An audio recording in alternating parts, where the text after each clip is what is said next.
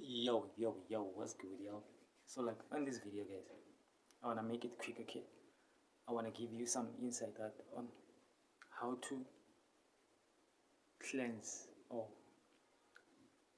remove or totally destroy negative energy and thoughts.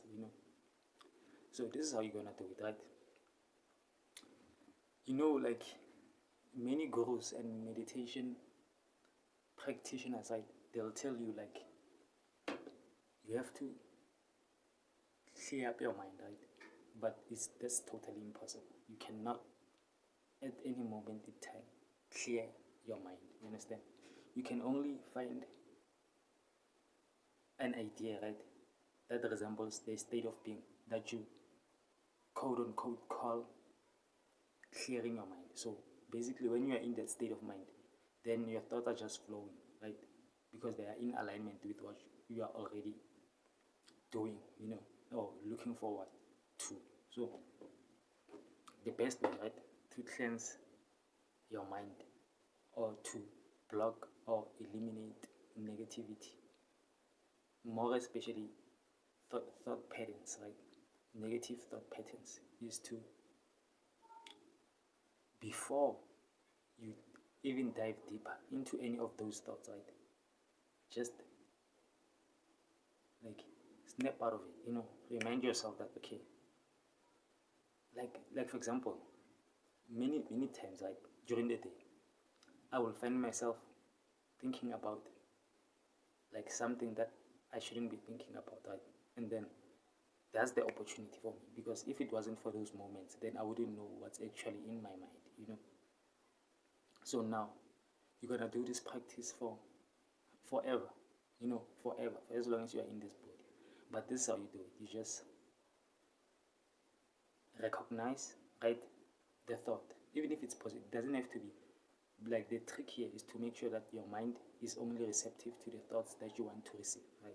And the rest, they don't even like receive more attention than they need to, because they're gonna end up being matter.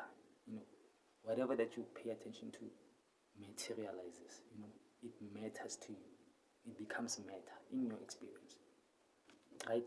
Because you're adding all those particles into it, and then it's gonna become a mess, and then it ends up being a very solid mess that becomes what? A matter.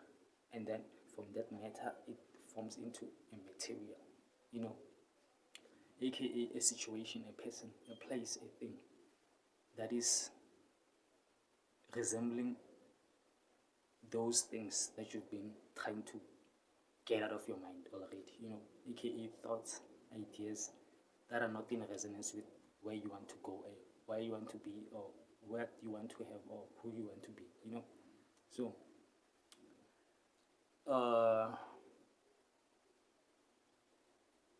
basically, this idea, right, I came to this conclusion after, like, because I was listening to a lecture, right, about mental diet, right, and now I discovered that, okay, so this is why it is impossible to eliminate thoughts or to block them, right, completely, because our mind is not designed to not receive. It's designed to receive. So by the time you start to try to make it not receive, then you're going to build up a lot of resistances, right? So what we want to do is to acknowledge everything without letting it affect us. Like, you look at it as like something that comes to you. Look at a thought as something that comes to you, and it hits you here, right? So when it hits you here, you're gonna start to pay attention and try to look where it's coming from. Like, what is the situation? Or you might have already been here. It might be a situation that you are looking at, and then you start to think about it, right? And then from thinking about the situation, then you're gonna start to feel a certain way. And then once you start to feel a certain way, then the time that it takes for you to feel that certain way is the time that it's gonna take for you to get out of there. So the best thing to do is to just, when any kind of thought, like when it just comes in your mind, or when it arises, however you look at it, or when it comes, however you want to look at it, because they are everywhere. So some can come this way, some can come this way, some can cause this way, So all you have to, and those that cause this way, usually they'll create a new perception. So anyway, what you have to understand, right, is that each and every one that causes, you acknowledge it, but you don't dwell, you don't pay too much attention to it. You don't do well, you don't pay too much of your well-being to that thought if it doesn't add more well-being into your life. You understand? So you don't dwell in any thought unless it is the kind of thought that gives you more life, more flow, more clarity, more motivation, more inspiration, etc. That frequency, as long as it's an idea that makes you to remain in that frequency. So now, that's all I have for you guys. Any kind of thought, don't judge them, right? That's why these people, they don't really know how to go deeper. They can only reach to a degree whereby them, right, as an individual, and based upon the programming that they were in, they only experience a certain level of experiences, right? So now they can only filter the information that they get through the size of, or the magnitude of that experience that they've had. Yeah. So like, for example, say maybe I'm playing soccer, right? And there's another person who's playing soccer. If I'm gonna practice, right, and for penalty, and do maybe 1,000 kicks a day, and the other person is doing 100 kicks a day, I'm gonna be better quicker, because just based upon experience, I've done it a lot of times, So now, don't be fooled by a person who just was born into a successful family, right? They haven't acquired experience to get to that, So if they can lose it, they will never get there, or they will take a lot of time, more than the person who was born lesser and they had to go through and stack it all up and actually get the experiences for themselves. They just didn't get the results. They actually endured the experience, so they can know everything, right? They can filter way further than the person who hasn't had any experiences can. That's why there's things like blind spots, where a person can see you for you, but they don't actually see what made you, and they can never see that because they've never had. There's no cross-pollination of the experiences that you've had, So they can only see you based upon the kinds of pairs of goggles that they have.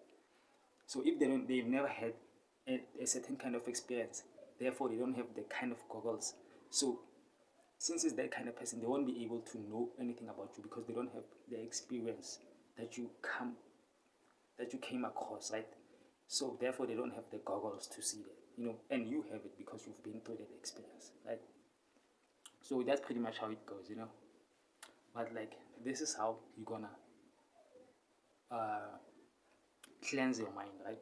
And stay on purpose, by avoiding to pay too much of your well-being to the thoughts that take from it, right? You have to pay too much of your well-being, or sacrifice your energies, or pay too much of your time and resources to something that actually adds value to that. You understand? That adds value to your life. So that's how you know that you're actually having a properly functioning mind, right? Body and spirit. Understand? If you can be able to not do or recognize when you're actually doing things like that, or when you're about to be susceptible to actually giving off or sacrificing your energy, your life force, your creative force, your faith, belief, imagination to something that actually takes from that, instead of giving you more on top of that, or in exchange giving you something that you needed for that. Understand? So it has to be a balance. Without the balance, then it means you're taking more from yourself. So yeah, hippie soul in the building. Man,